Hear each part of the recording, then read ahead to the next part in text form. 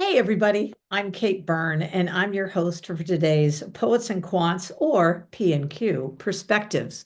Today, we're going to do a deep dive into women and business, but really how it impacts the future of work. And we've got the most dynamic quad squad who's going to take that on.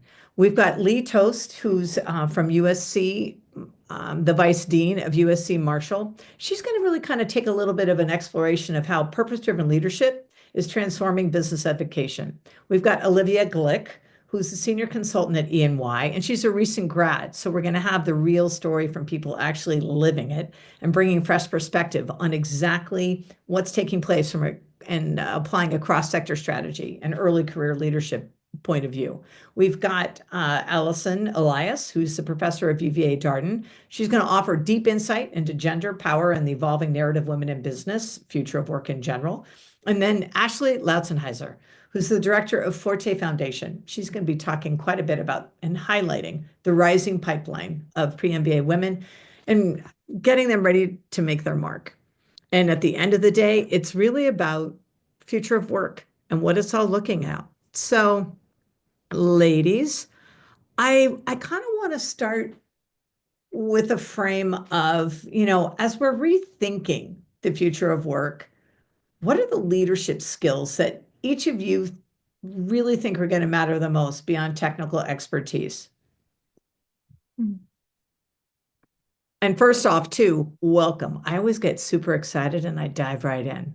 So, we're just mixing it up and we're going for it. Well, I'm happy to dive right in as well. So, because I love that question, I think it's the question that's on the top of everybody's mind right now. Um, when we think about the future of work and the skills that are going to be most critical, I think nobody gets more than a few seconds into their stream of thought without thinking about AI, right?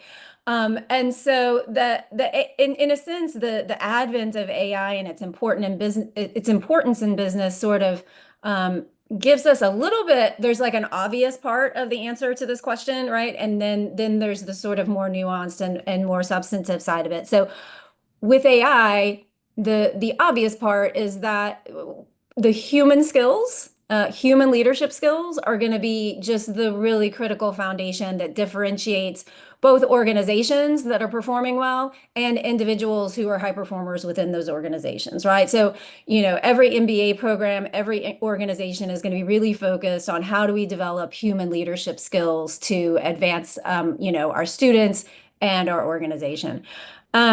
So that's the really clear part. The less clear part is like, wait, what's a human leadership skill?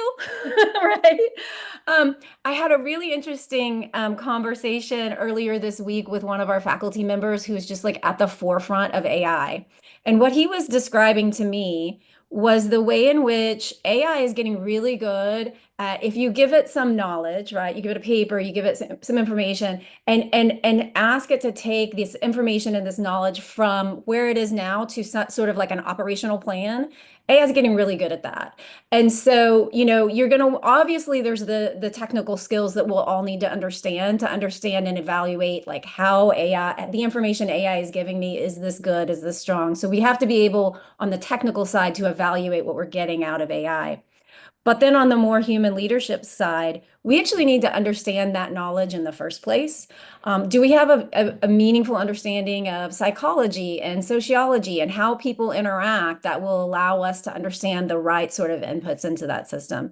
And then the last thing that I would say on this front, it really comes back to purpose, because if there's one thing that AI, that numbers, that code, zeros and ones cannot give us, its purpose, right? We have to communicate that across our organizations, within ourselves when we're identifying our own goals, and then across our organization when we're identifying goals and leading people to pursue shared goals. So how do we think about purpose? And we can really go back into some really fundamental areas of knowledge building, which I think a lot of MBA programs are going to need to move in that direction. And at the same time, we need to think about how do we communicate purpose, identify purpose, and then rally people around a purpose in a way that AI will never be able to do. So those are some opening thoughts on that very fascinating topic from me. So I'd love to hear, I definitely want to hear from you, Olivia, in a second. Ashley, as you're sort of kind of going and touching base with, MBA candidates, how is this showing up for you in the work that Forte is doing?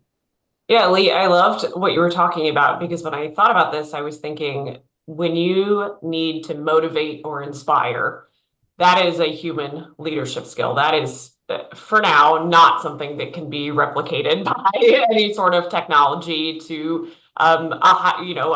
this purpose-driven leadership. And I think that is particularly important. And I also think, especially women who are in the pipeline now thinking about an MBA, thinking an MBA is going to position you to be a future leader. What kind of leader does the future need?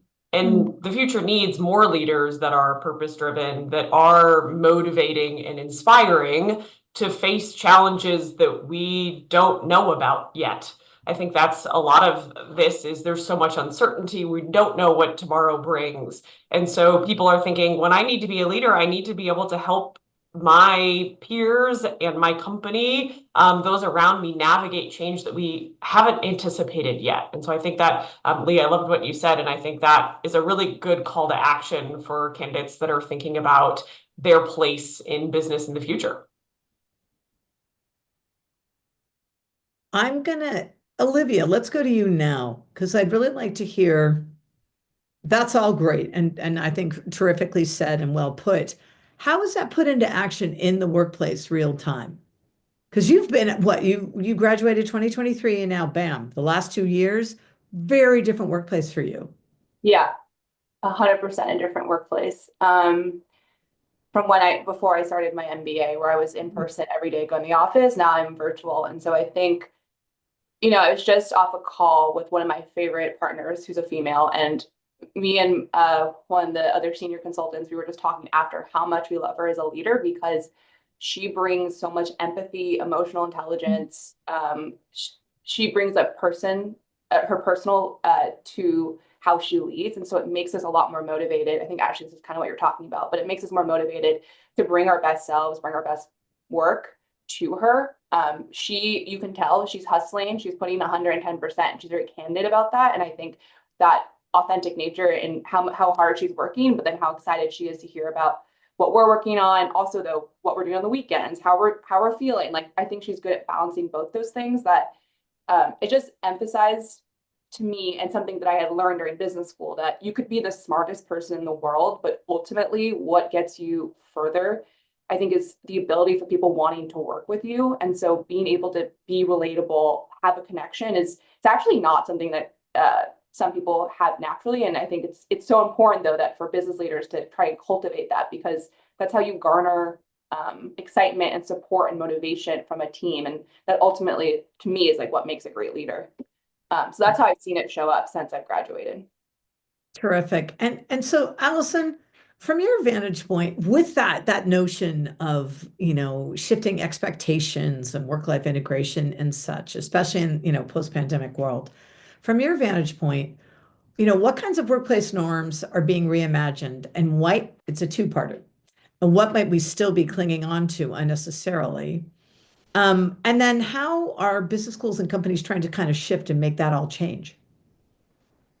Sure. I mean, we still are clinging to an ideal worker norm, and sort of demanding overwork from people. And I think, the pandemic has shifted that for a lot of people in terms of, people of any gender wanting to claim space for themselves, their families, their needs, their mental health, and those becoming priorities. And I would say, I think that what are business schools doing? I know here at Darden we're focusing more on the entire, sort of life and well-being of the student. There's been a big movement here to think about the childcare offerings for Darden students and try to get the university to offer, more childcare that would help Darden students be able to, navigate those demands. And I also see students. I teach a class on women, gender, and work, and students. We now, my students and I have interviewed almost 90 women alums of Darden, and the students really resonate with understanding how their careers might unfold differently, maybe from what they're thinking right post MBA. So I see a lot of students thinking about in terms of, okay, I'm going to take this really demanding job, or I want to have this experience where I'm going to learn great things and work with great people.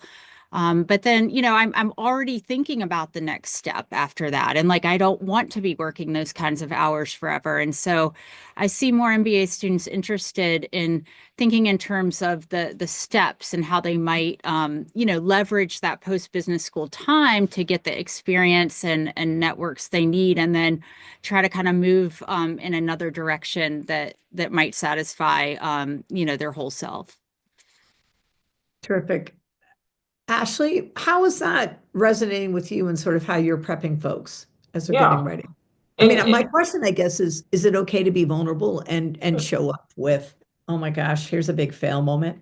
yeah, well, and I think the generation that's applying to business school right now lived through a pandemic. Many of them had some of their undergraduate experience severely interrupted by the pandemic. So they maybe missed a graduation, or they went completely remote, or their first job was completely remote. I have candidates I work with that have never done the 9 to 5 commute 5 days a week. Like, that is not something that they're aware of. And so when we talk about the kind of expectation of work, it looks very different, because I think they have had experiences in life that have made them realize that nothing is linear, and there's kind of always a wrench getting thrown into their plans, and it makes them more resilient in some ways than workers like myself, who kind of had an expectation of okay, I'm going to do A and then B and then C, and they know that's not necessarily going to work. But I also think there's a lot of challenges that they're facing, and in addition to things like childcare, it's also I think the sandwich generation, where they might be caring for parents. They might have other familial responsibilities, and so I think there's this added layer onto the experience that you cannot ignore the things that happen outside of the classroom or outside of the workplace. There is no way to sever those two experiences, right? That's why we call this work-life integration. And so I think more than ever, the expectation from candidates is that their schools, their business schools, and that workplaces recognize that and address that. So they don't necessarily need to have all the answers, but workplaces need to know that candidates are expecting them to be able to answer questions about what family leave looks like, what support they have, what is flexibility look like in the workplace. And I think that's good, because it's pushing workplaces and business schools to really adapt to what's best for the individual, not just the bottom line. Right.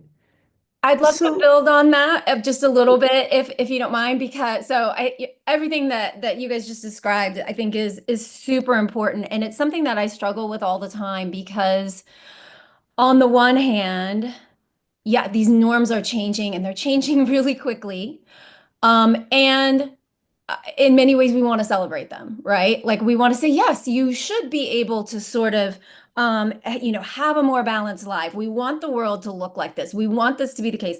How can we encourage it? How can we build in both, socially, societally, and within our schools, the opportunity to do this? At the same time, one of those additional layers that women have to think about is, how is it perceived differently from me when I engage this? So, Kate, you asked, can people be vulnerable at work, right? And yes. of course, yes. I mean, one of the things that we're always teaching in our classroom is that, like, if you try to convey this sense of like, I'm completely invulnerable, people experience you at a distance. They don't relate to you, as Olivia was just describing with this amazing mentor she has. Like, she relates to her because they're human together, and vulnerability is part of being human.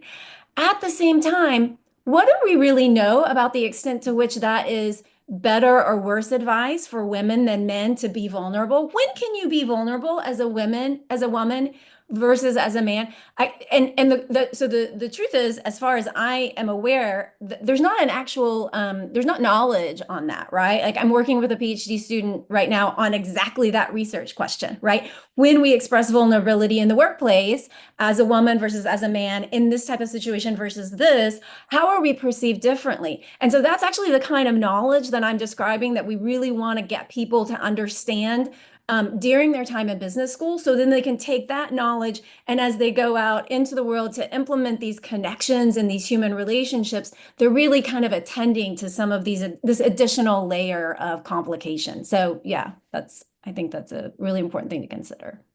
And I know Allison Darden does a lot of work on the sort of the humanistic aspect of things. How does this all land with you all? At Darden. Yeah.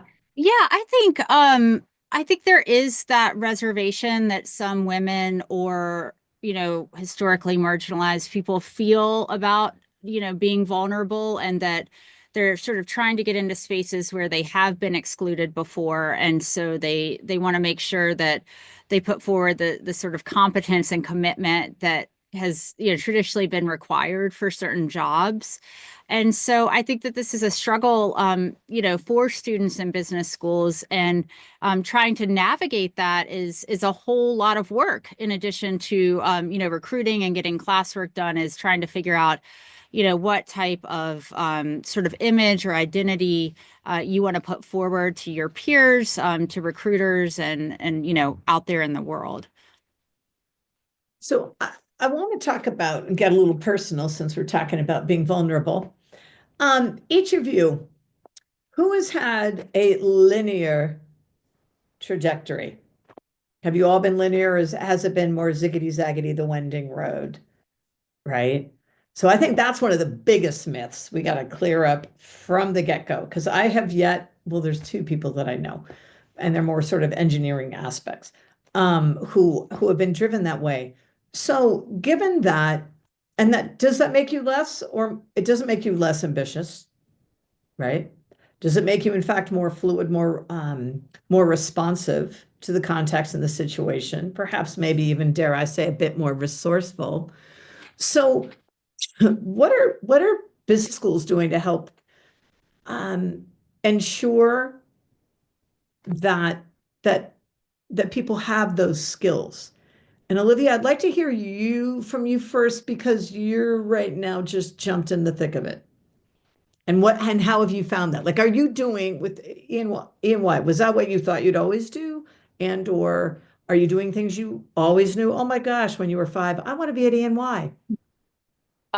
No, totally transparently. I didn't even really know what consulting was before business school. I really learned it right when I started.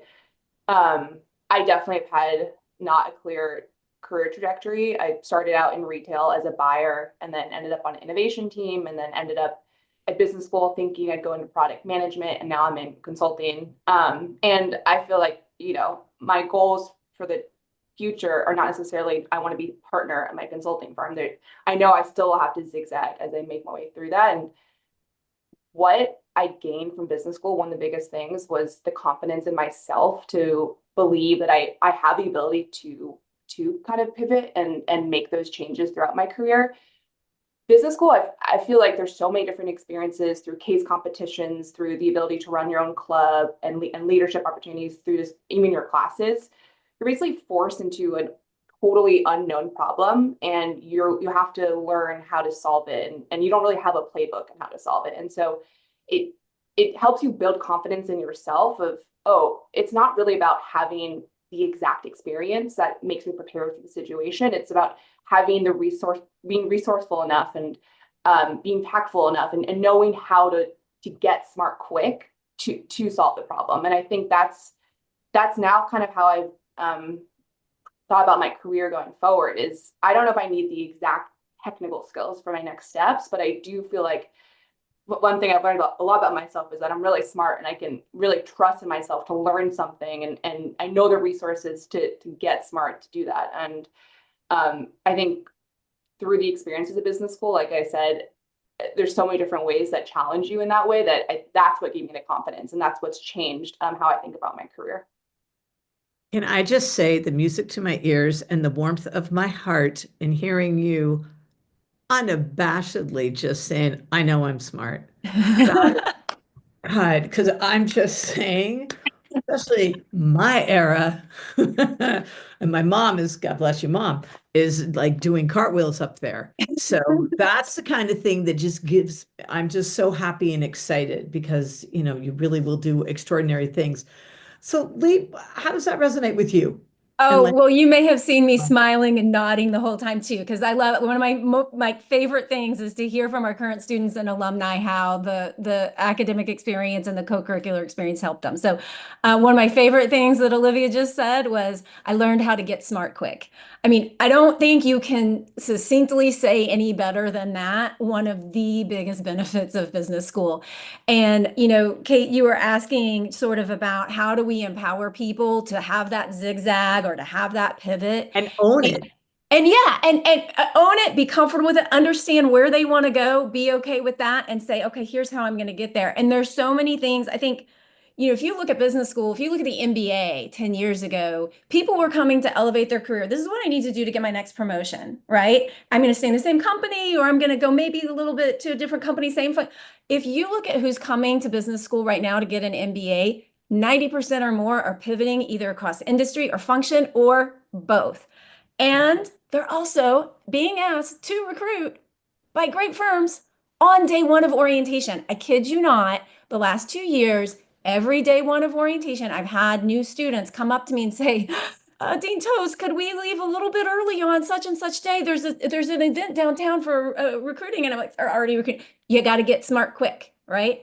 And so we have a few things we're doing. You can see them on our website, but we have this career launch pad that happens right at the very beginning of August. It's brand new as of last year. So this year will be our second year, where we spend a week basically just putting our new students right after orientation through a training program, how to get smart quick in these key industries that you might be interested in. It also gives them a sense of opportunity to say, okay, I'm going to explore. Because as Olivia, when you said, I didn't know what consulting was, most of our students don't when they come in. It's not, they know a little bit, they have an inkling, but they don't know. But they're also being asked by consulting firms to come downtown on Thursday for an event. And I'm like, wait, we can tell you a few things first, So that get smart quick is really pivotal. One other thing I'll just add super quickly. I think that for people who have done their MBA, business schools can do more. One thing that Marshall offers that we don't really advertise or let people know about and people don't take advantage of is just coming back to get a certificate. People don't have to be enrolled in a degree program. If you want to pivot into, product management or something in operations, whatever it is, you can go back and get a certificate with a lot fewer classes, and that can help you pivot. But people aren't taking advantage of this yet, but I think it's something that's really going to be on the horizon that people will be taking advantage of. Agreed. Allison, what's Darden up to in this realm? Yeah, I want to build on these amazing comments that I see more and more students that are recruiting for multiple sort of what you might see as disparate areas. And I think that part of that is this experimentation, sort of wanting to make sure that they're examining, sort of turning over all the leaves before they go down a path. And I think this really speaks to the first thing we were talking about in this webinar, which is what type of competencies do we need in the future of work? And I would say learning to tell your story. And I'm working on a case study with an alum who has done a lot of really interesting and non-traditional pivots. And what one of the main learnings of the case study hopes to be is how she takes certain skills or experiences from one bucket and then puts them into the story for why the impetus to move into this other area. And so I think that's something that business school students are really learning how to master, is thinking about their own career narrative and telling their own story. And then, also I would say, kind of preparing that's going to be asked of them if they're not going to stay, in the same company, for the next 50 years. Ashley, how does this resonate? And what are you all at Forte up to in this arena? Yeah, I love the thread that we're on right now because I work with so many of our candidates who come and feel like I'm non-traditional. I don't know if I look like a business school student. I don't have XYZ skill. And I love seeing them flip the narrative through whether it's our program, whether, it's kind of on their journey to business school, to realizing that sometimes that is the most valuable perspective, is you are thinking differently than everybody else in the room. And maybe you didn't think consulting was right for you, but some experience you had exposes you to what is out there. And an MBA can help candidates with what they think is non-traditional, kind of with this credential and with this framework that business school gives you, to realize that those perspectives are also super valuable in the workplace, because you can be asking the questions and looking at a problem in such a different way than everybody else in the room. And that's how you're going to find new avenues to change business, to make more revenue, to change what the future looks like. And so I love working with candidates who think they are non-traditional, or who think that maybe they're, maybe I'm not right for business school. And I'm like, I tell women all the time in our program, I'm like, there's a place for you in business school. Absolutely. There is a business school out there that will value these experiences you have. And I think Olivia is a great example of that confidence that you get, and flipping the narrative from like, I'm non-traditional and that's a bad thing, to I'm non-traditional, I have answers that nobody else has. And that makes you such a valuable asset in an MBA program. And then obviously when you go into the workplace as well. So I love this notion essentially of one broadening, I just came up with the phrase, broadening their opportunity portfolio, for sort of spreading it across and looking at, hey, I could do this, I could do this, I could do this. So with that, and so I guess one question I have is, are applicants forcing business education to stay relevant and shift and evolve themselves? So are these future leaders actually helping shape business education, or is it the other way around, or is it a combination of both? And I say this because, as we've been discussing, so many next generation leaders are really focusing, they've got a different definition of success, right? And wealth is beyond the numbers. It's agency, it's choice, it's opportunity, so empowerment, pick. So I'm just kind of curious, Allison, what do you think? Yeah, I think that the business school students do seem to be pushing the boundaries of what's been embedded, for decades in business school, and I see it a lot in the wellness of students. Students, in a good way, are advocating for themselves in terms of I need a mental break. I need, I need some services for support. This career won't be for me because I want to have, more time after work each night. So I think that students are kind of pushing forward these values, and business schools are, readily sort of understanding and trying to adjust. Ashley, how about you? Yeah, I think it is interesting. I do think it comes from both sides.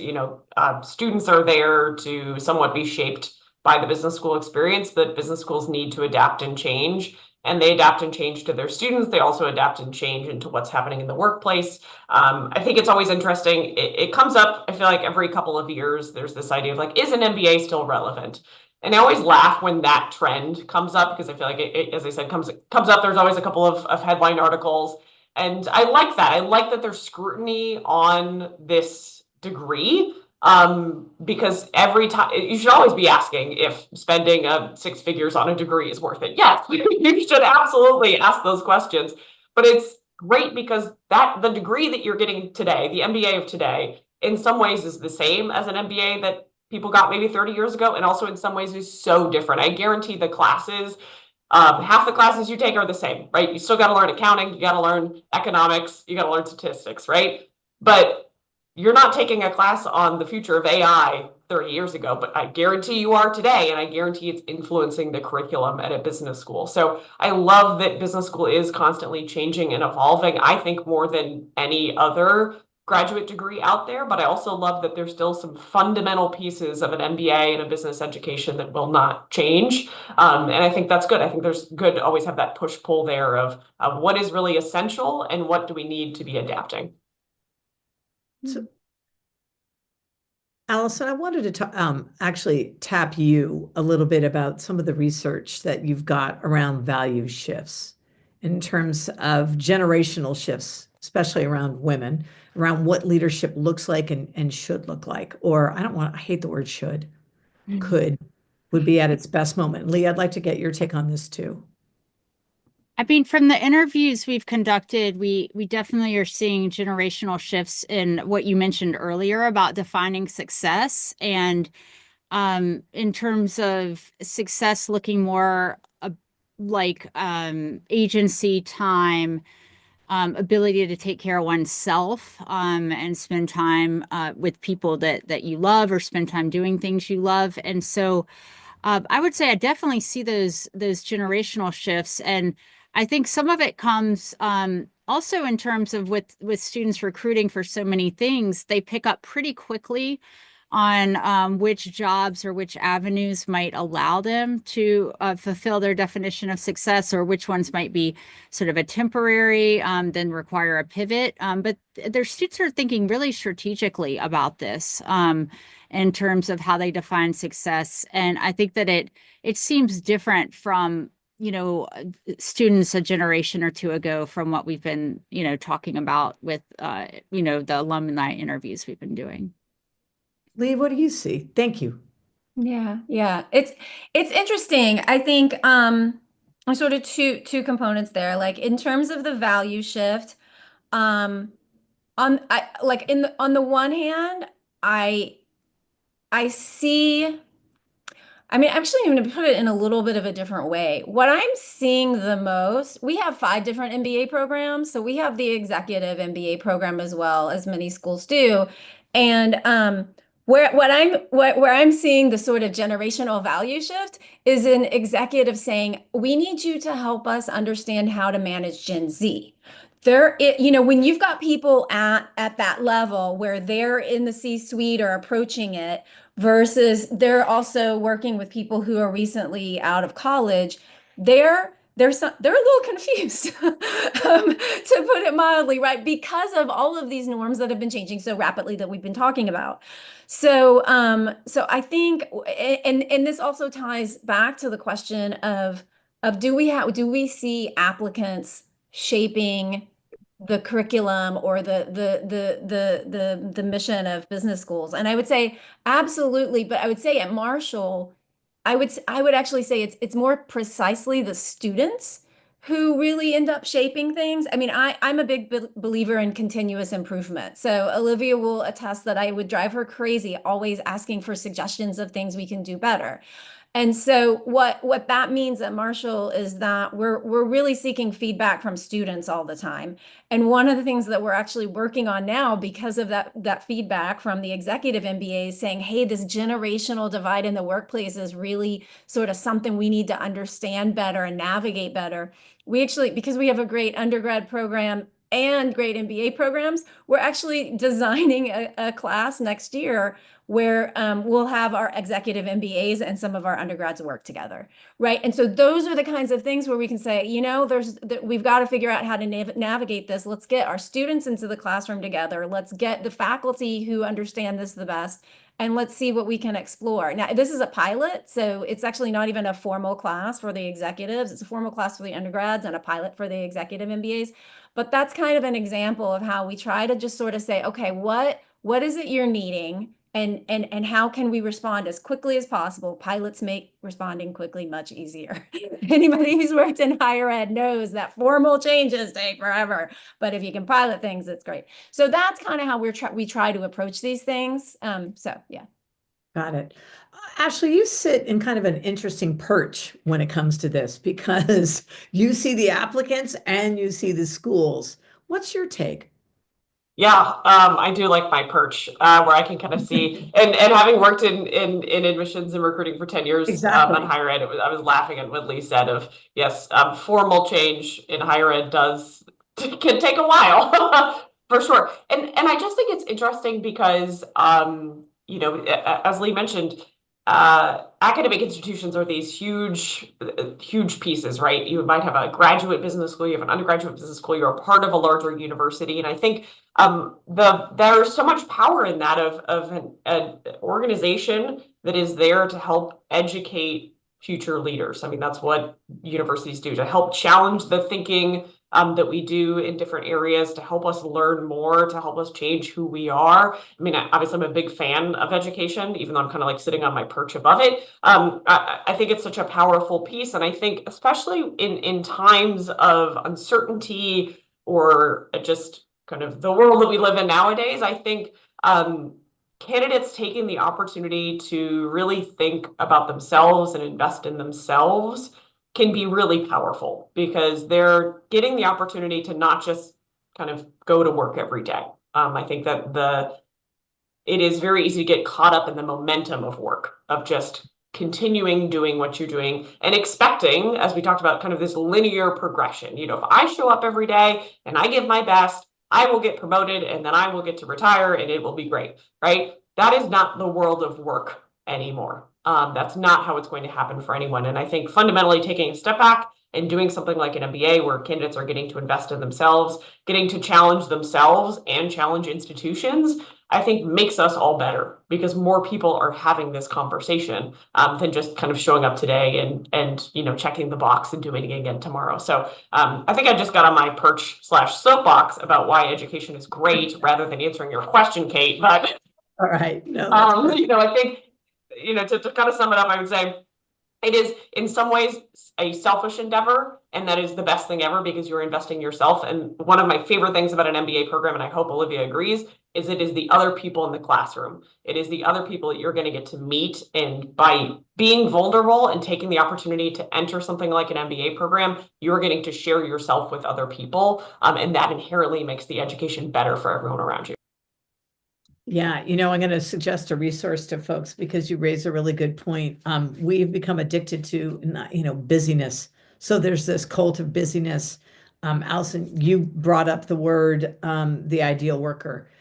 There's a terrific book called Overwork by New York Times bestselling author Bridget Schulte, and she unpacks a lot about this very thing. So I really urge folks to take a look at it. So Olivia, you've heard all this now. What say you, young bird in the active work nest? I could not make that analogy really exactly work, but A for effort. And have you seen a shift too from, your leaders that you've had since you've begun? Sure, you started this job 2 years ago, but other jobs that led to this. Yeah, that's a good question. I'll say first, Ashley, I totally agree with you that your community at your MBA program is for me, it's what made the whole experience. I'm lucky to come from that. Marshall is so small; it's 200 students per grade, so you really do know every single person, and I love it. I feel like I can call anyone in my class for help, and it's great, even today. But to your question about generational shifts, yeah, I think the biggest difference I would say is that before in my workplace, it was a lot easier to have mentorship opportunities because we were in person all the time. And I found that I had the benefit of having a couple mentors in my old workplace that observed me from afar and basically tapped me and said, can I be your mentor? And it's a lot harder today. And so because we're online and virtual. And so you have to be a lot more proactive as the mentee to seek out a mentor. And it takes a lot more time to build that relationship and build a connection with someone and feel like they and show them that you are a great source. You can put time and energy and invest in me to be the mentor. And I think I don't know if this is necessarily answering your question, but I do think it's a general shift I've noticed because of the world we're in today, and then also thinking about how women can move up in the workplace, because we all know that mentorship is a huge indicator for how, and not just for women, for anyone to continue to move up. And so I think it then falls on, or it's just something for like the younger generation to be aware of, is that you may not be noticed in the traditional ways in work. The way that you have to advocate for yourself and show up looks different because we're in a virtual world, and it means investing in time and energy in those relationships that sounded and looked very different before. But it's just a difference in behavior, I guess. And I also think it's a difference and a shift, and I will say more of a generosity of spirit and sharing of power. of understanding. Sure, knowledge is power, but everyone always forgets that second part as when it's shared. Because otherwise, it's just you and it's really, really lonely. And it's so much better to bring people up. And also that regardless of your age or your stand in life, there is always someone that you can help. There's always somebody actually looking up to you, even when you think it's not true. It really is. So with this, what advice would you give to folks, um, to someone who is considering an MBA or even a career pivot, but they're not quite sure how to make that decision given this kind of uncertainty, in our climate today? Allison, what would you say? What say you? I think to build on Olivia's wisdom, talking to as many people as you can and building those relationships to try to understand what it's really like to be at a certain organization or in a certain function. And that can be harder as people aren't necessarily, working in the office all the time, or it could be harder to reach people. But I think just continuing to try to ask as many questions and have a curiosity about the work would be a great idea. And Lee, how about you? Yeah, I mean, I absolutely would echo that advice. Maybe something I would add to that would be I I I would say go into any advising situation, and especially one that big, um, making really clear to the person whose advice you're seeking what your goals and values are, because it's always really important. It's people give advice based on their experience so often. And so you kind of you have to advise your advisors a little bit. And so I'd say keep that in mind. And I guess another thing I would add is that and we've touched on this, and actually you were describing this really well earlier, but there is not an ideal candidate that MBA programs or business schools in general are looking for. There's really not. What there is a lot of different ideal candidates, but what is, I think, most critical is for any individual considering that going down this path to just think about how, like, what are my goals and how can business help me achieve them? The overwhelming thing about that is that there are actually very few goals that business cannot help you achieve in some way, right? Because if you think about what business is at this point in our, social, in our society writ large, business is kind of how most things get done. And so most of the things that you can do, business is going to be able to play some role. And so you just have to think about what is my part in that, and how do I connect what I'm trying to do with what I could learn at a business school. And if you see that connection come together through talking to others and through just through your own explorations, then it can be a really good option. Yeah. Ashley, what advice would you share? Yeah, I think sometimes I talk to candidates who are on the fence about doing an MBA, and I think right now, I have conversations where they're thinking, what if I get laid off? And should I be? I don't want to leave my job right now to go do an MBA because I'm worried about getting laid off. And very bluntly, sometimes I ask, well, would you rather be unemployed with an MBA or without an MBA? Because there's no guarantee. There's no MBA program should be guaranteeing you're going to get a job when you graduate, though they all have very nice placement statistics, right? But the question is, in the world today, in the world in 2 years or 1 year, depending how long you're in business school, do you want to be looking at the same resume that you have right now, or do you want to be upskilling and leveling up so that you are not the same person in whatever the job market looks like tomorrow? Because I think there's more entropy in the system than ever, and I don't think that's going to change. And so what do you want to look like when you're in a ever more complicated system?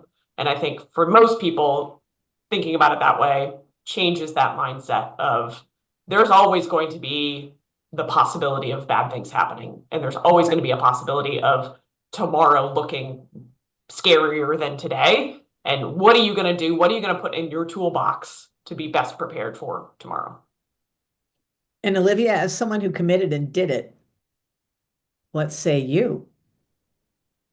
Yeah, I was actually just talking about this with my friend who just got into multiple programs and is deciding where she wants to go. And um, when I was applying for my MBA program, I had so much energy into just devoted to where am I going to get into, like, the GMAT, my essays, everything. There's so much energy to the actual application that you kind of forget what happens once you commit to a school and the program starts. And I told her, like I said, she had a couple great schools she was choosing between. And I said, look, like, I am happy regardless of where you choose. And, Marshall was one of them. So I'm like, I don't want to be biased. Obviously, I want you to go to Marshall, but pick what fits best. And I think ultimately, you can't go wrong with these schools because MBA programs are what you make of them. The whole experience is what you make of them. And I think some people think once you're in the program, then you're good. You get in anywhere, you get job offers, doors open. But I think what is missing a lot is that you still have to hustle and you still have to work so hard to actually, get those interviews and recruit and get the opportunities that an MBA promises. And so I would just say my advice would be think about also like how you, and it builds on actually what you were saying, but how do you actually like bring yourself to the program? Like, what do you want to do on day one that gets you to hit the ground running? Because MBA programs are like a crazy 2-year experience, and it's so much fun, but it's also a ton of time, a lot of energy, it's a lot of stress at the same time. And so it's not just about getting into the school, it's also about how you take advantage of your time there and take advantage of everything they have to offer, because that's going to change your opportunities after the school. So That's really true. Getting in is oddly going to become the easier part. And it's everything else that follows. And with so much that is true in life, I think is, when you show up with intention and true commitment, to your point, that's exactly when you get so much more out of it. And I think before I go to my last question, I want to make sure that folks know that if there are questions, please toss them in the chat. We'd, love to have them and we'll answer them real time. And so don't be shy because this is really all answers to questions that you have. What I've experienced too was so often, when you're asking other people's opinions, one, they're always going to be biased by their own experience. But two, it usually, you already kind of know what you want to do. And you're kind of afraid to be the one responsible for making that choice. So at the end of the day, you're making the choice. So it's on you, and you can sometimes asking too many folks, it can actually cloud your thinking, and you'll make decisions based on what their definitions of success or life or joy or effectiveness is. And so I would say, you kind of already know, so don't get yourself too confused. But along with that, I'd love each of you to answer. We've got so many assumptions about the future of work and business leadership. What's one that you think we need to let go of? And there have been some that, some that have been let go, they come back, but what do you think? So, Allison, what do you think?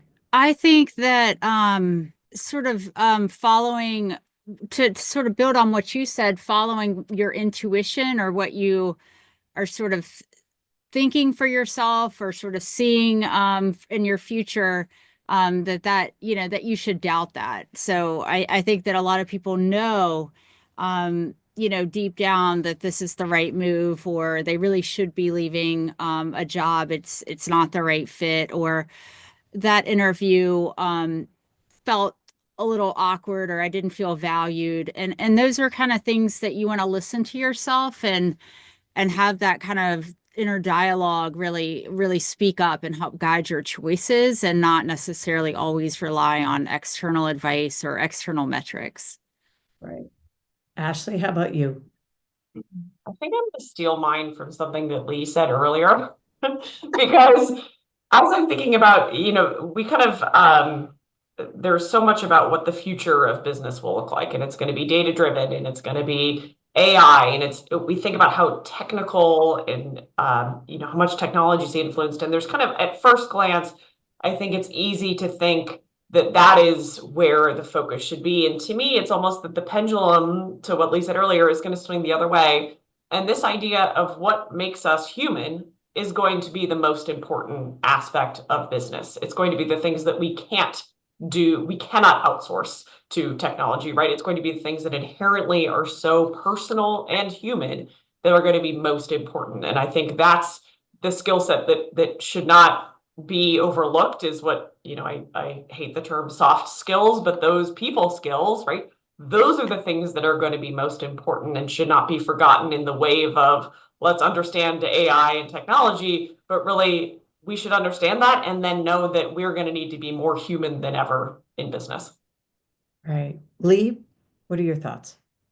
Yeah, it's a fascinating and challenging question, but I think what I would suggest to people is that rather than thinking necessarily about it at, a collective scale, maybe turn that question to an individual place. Like that's what I'm doing, is I'm sitting here listening and trying to think at the same time, is like, what are the assumptions about my future that I think might be holding me back? And how can I question those assumptions, right?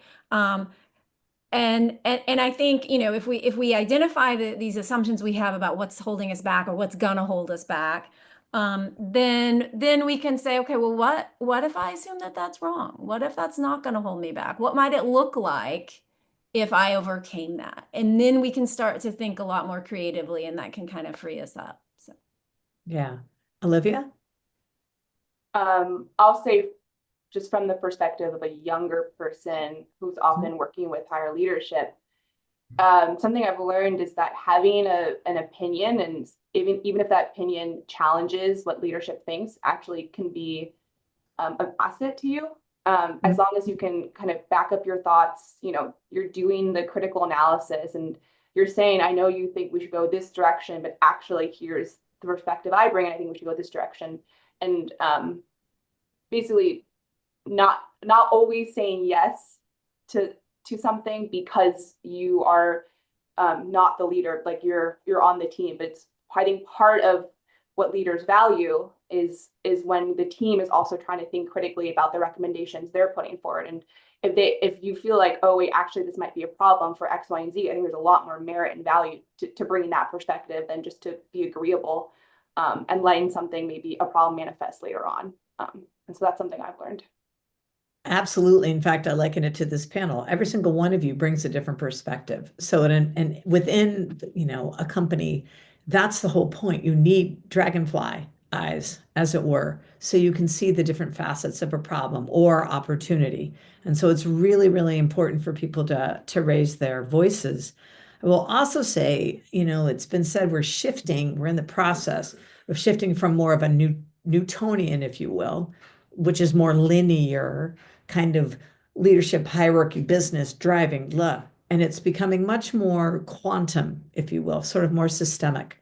And that plays, interestingly, and this is a data fact, that plays to women's minds. Men's are more, their brains work front, back, front, back. Women's work front, back, side, side.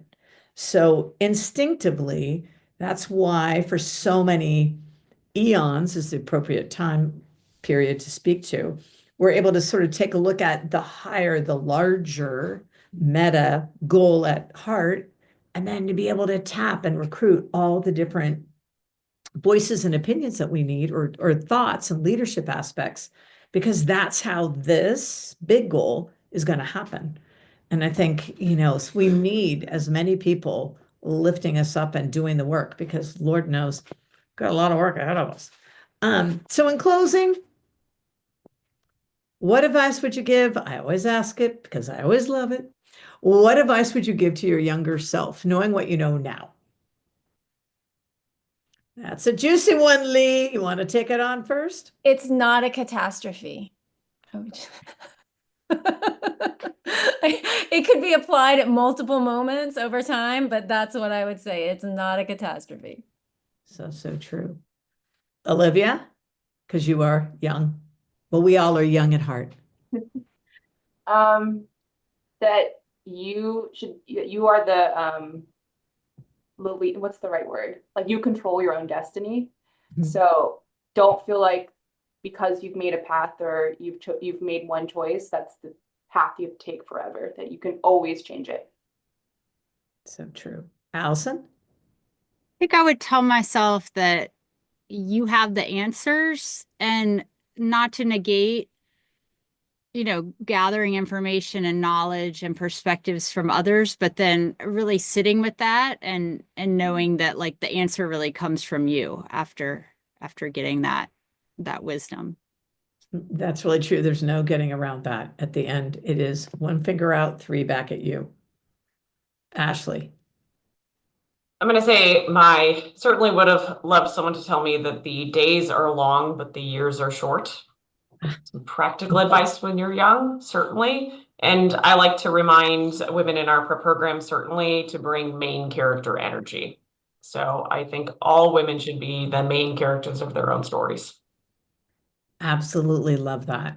Well, Allison Elias, Olivia Glick, Lee Toast, Ashley Letzenhauser, on behalf of Poets and Quants, thank you so much for helping build this conversation. It's such an important one. For those of you who would like to learn more, this will be on the P&Q site at poetsandquants.com, and this plus more, only the beginning of the conversation. And we'd love to hear feedback, other comments, other topics you would love to hear covered. So thanks so much.